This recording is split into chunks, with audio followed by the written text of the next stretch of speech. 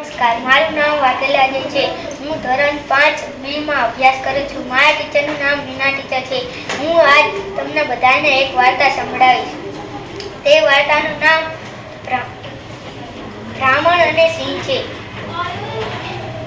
એક ગામ હતું. તે ગામનું નામ રામપુર હતું. એ ગામમાં એક બ્રાહ્મણ રહેતો. બ્રાહ્મણ ખૂબ દયાળુ હતો. તે લોકોને મદદ કરતો ને ખુશી પામતો. એક દિવસ તે જંગલમાં જડીબુટ્ટી લેવા ગયો. બુટ્ટી લઈને પાછો વળ્યો. ત્યાં તેને એક ગર્જના સંભળાવી. તે ડરી ગયો ને પછી આજુબાજુ જોયું કે આ ગર્જના ક્યાંથી આવી રહી છે. પછી તે થોડોક આગળ વધ્યો. ત્યાં જ તે શું જોયું? એક મોટું વિશાળ પિંજરું. એમાં એક સિંહ પૂરેલો હતો. તે તેની પાસે ગયો. સિંહ બ્રાહ્મણને જોઈને કહે છે કે બ્રાહ્મણભાઈ, તમે મને અહીંથી બહાર કાઢો. મારું પરિવાર મારો ઇંતજાર કરતો છે. મને ભૂખ પણ લાગી છે. બ્રાહ્મણ કહે, ના ના ના, હું તને નહીં કાઢું. તારો શી ભરોસે? તું મને ખાઈ જાય તો? પછી સિંહ કહે, ના ના બ્રાહ્મણભાઈ, હું તમને નહીં ખાઉં. હું તમને વચન દઉં છું. બ્રાહ્મણ ડરતો ડરતો દરવાજો ખોલે છે ને પછી સિંહ ધીમે ધીમે બહાર આવે છે ને સિંહ જોર જોરથી હસવા લાગે છે. હા હા હા હા હા હા. પછી કહે કે હવે તો હું તને ખાઈ જઈશ. બ્રાહ્મણ કહે, આવું ના હાલે, મારે ન્યાય જોઈએ છે. સિંહ કરે, કોની પાસે ન્યાય જોઈએ છે?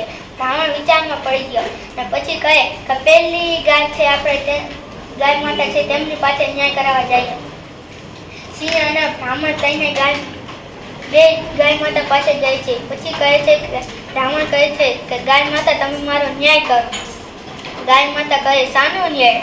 બ્રાહ્મણ કહે કે હું આ જંગલમાં જડીબુટ્ટી લેવા આવ્યો હતો, પણ ત્યાં જ મને એક ગર્જના સંભળાવી. હું તે ગર્જના સાંભળી ત્યાં પહોંચ્યો તો જોયું કે આ સિંહ એક મોટા વિશાળ પિંજરામાં પૂરેલો છે. પરંતુ હું તે પાસે ગયો પિંજરાને. સિંહે મને કીધું કે હું તને નહીં ખાઉં, હું તને વચન દઉં છું. તો મેં પિંજરાનો દરવાજો ખોલ્યો અને હવે આ કહે છે કે હું તને ખાઈ જાઉં, એવું ચાલે? ગાય માતા કે હા, ખવાય. જ્યારે હું જવાન હતી ને દૂધ દેતી ત્યાં સુધી મને રાખી ને વૃદ્ધ થઈને હું દૂધ દેવાનું બંધ કરી, તારે મને 2 ભાંઠા મારીને કાઢી મૂકી. ખવાય. સિંહ પાછો હસવા લાગ્યો. હા હા હા, હવે તો હું તને ખાઈશ જ. બ્રાહ્મણ કહે કે ના ના ના, મારે હજી ન્યાય જોઈએ છે. સિંહ કહે, કોની પાસે ન્યાય જોઈએ છે? બ્રાહ્મણ વિચારવા લાગ્યો. પછી કહે, પહેલા બળદ પાસે આપણે ન્યાય કરાવવા જઈએ. બ્રાહ્મણ અને સિંહ બળદ પાસે ગયા. બ્રાહ્મણ કહ્યું કે બળદભાઈ, તમે મારો ન્યાય કરો. બળદભાઈ કહે, શાનો ન્યાય? બ્રાહ્મણે પછી આખી વાત કરી.